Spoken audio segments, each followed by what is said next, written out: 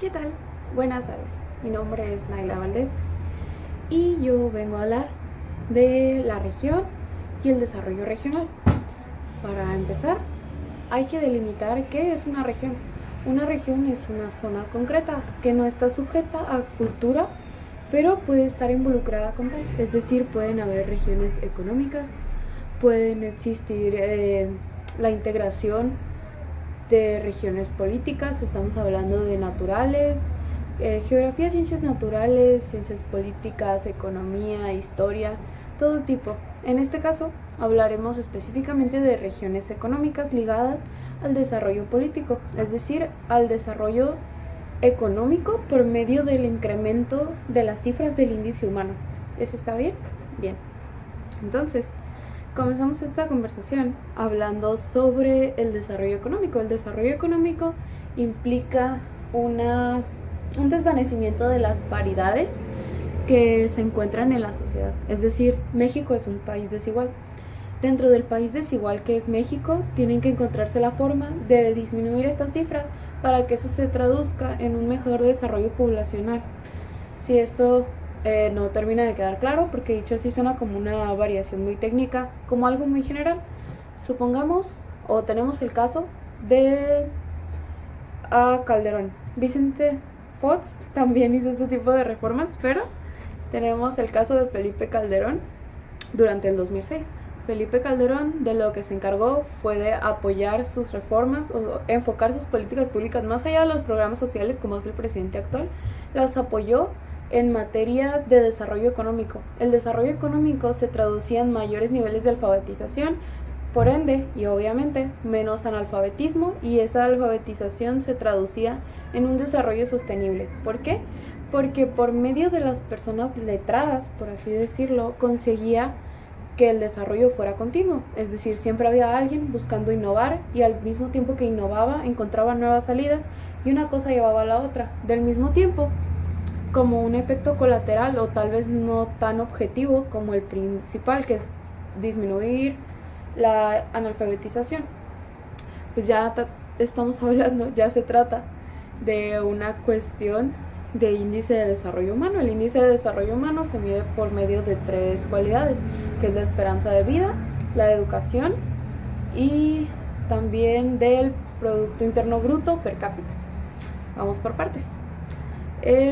La esperanza de vida, el gobierno o la gobernanza, la relación que tiene todo esto en la región, es que dependiendo de la administración recurrente, será que se decida o que se asigne un presupuesto que será llevado a cabo en términos de salud.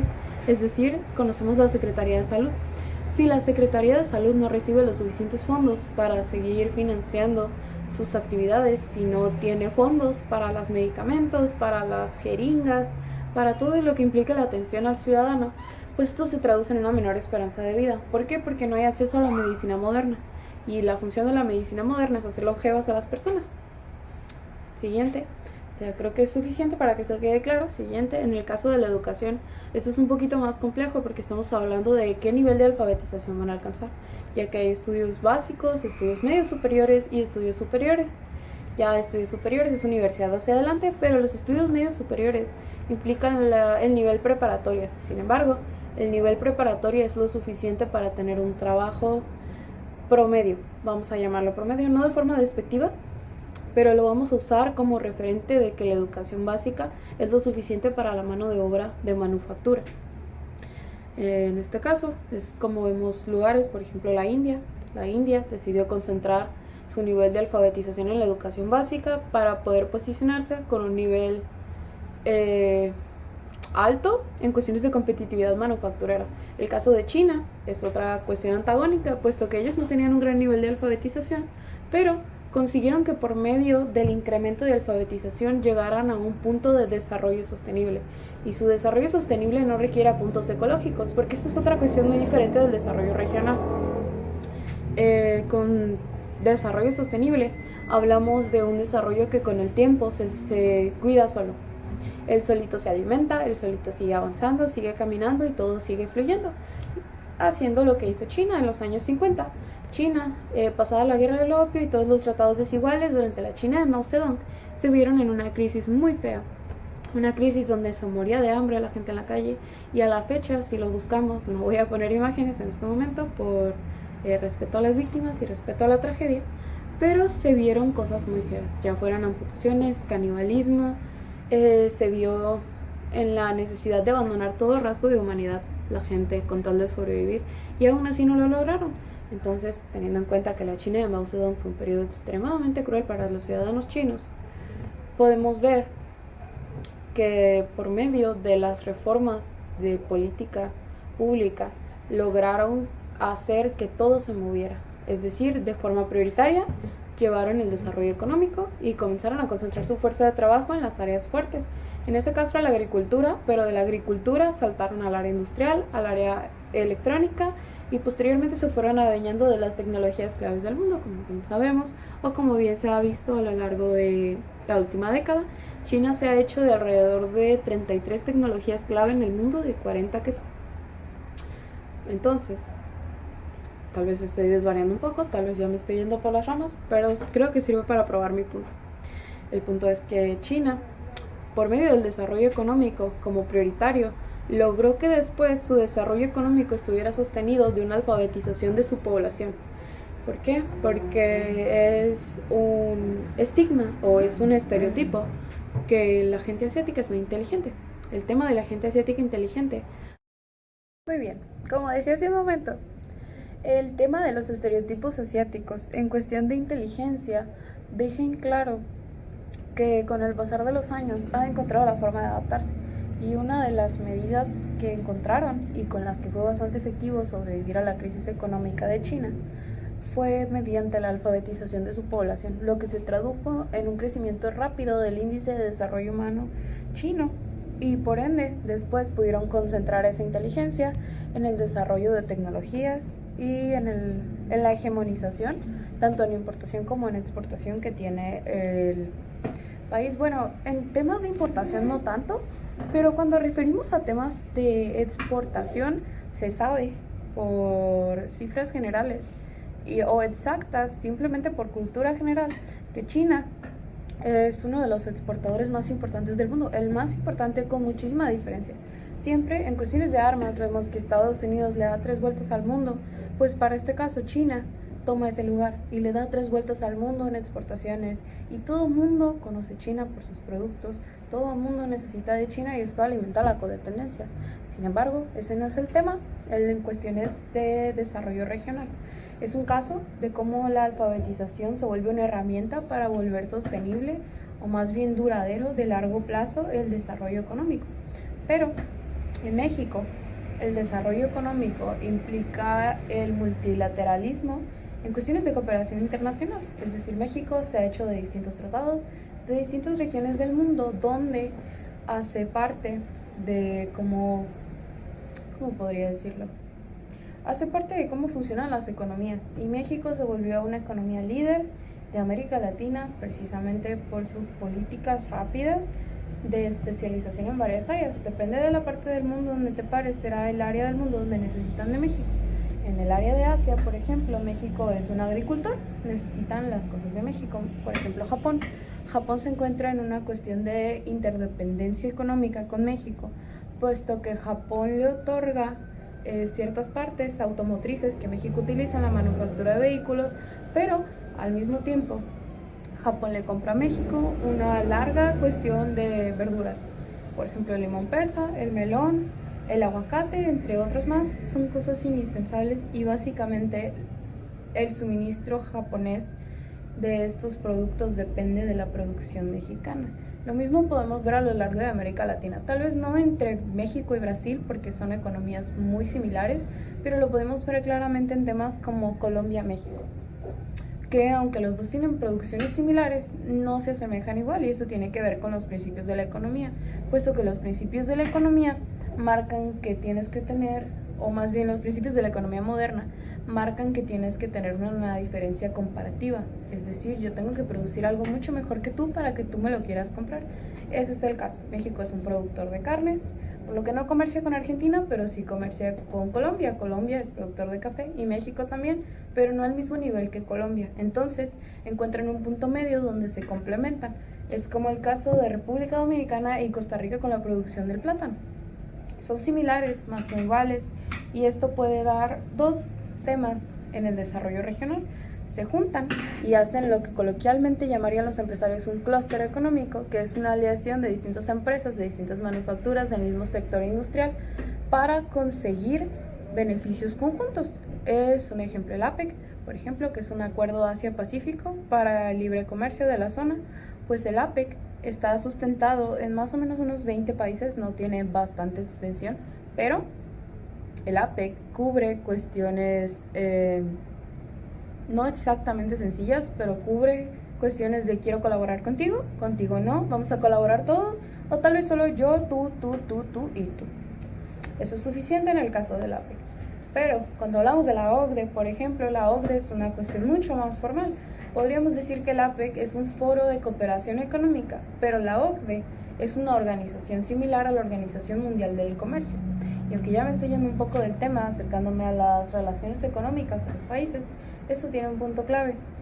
Y es que entre más es el nivel de alfabetización, más podemos ver el desarrollo regional.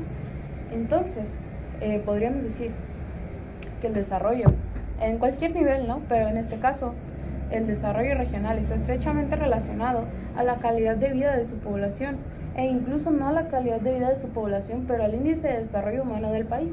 Es una ecuación muy sencilla: un trabajador feliz trabaja más, un trabajador preparado tiene más cosas que ofrecer al mercado, y al mismo tiempo un país mejor preparado, mejor equipado, con mejor mano de obra, con mejores características o con mejores armas económicas, puede buscarse un lugar en el mundo mucho más fácil.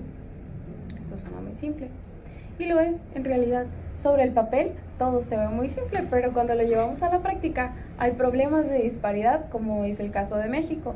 Y la disparidad no consta de que no se ponen de acuerdo, que ese es otro tema, que de gobierno a gobierno cambian las políticas públicas y que las políticas públicas se metan con el desarrollo regional o económico, ya no solo nacional, en cuestiones muy simples como a dónde va este presupuesto, a dónde va aquello, sino en temas comerciales.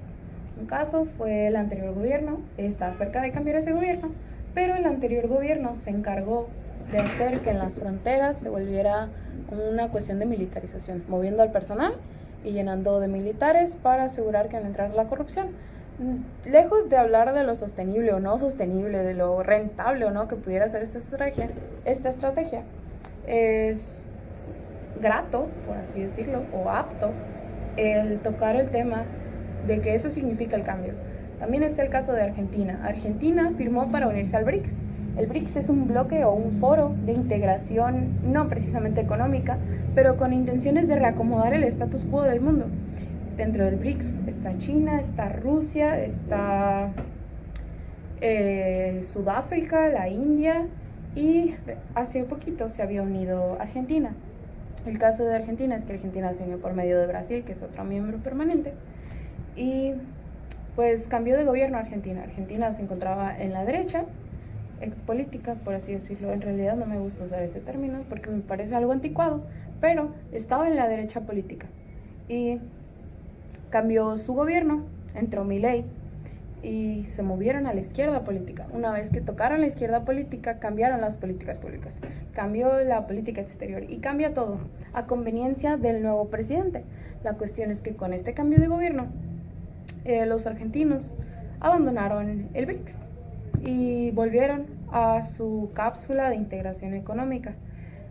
Disculpa, no es a la derecha. Ellos estaban de izquierda y en la izquierda del mundo se concentra el BRICS, que son China, Brasil, Rusia y todos estos países antagónicos como Lula da Silva, Putin, Xi Jinping. Argentina se movió hacia el lado derecho del mundo, lo siento. Se unió a Estados Unidos y a la idea del consenso de Washington, a todo este tema de la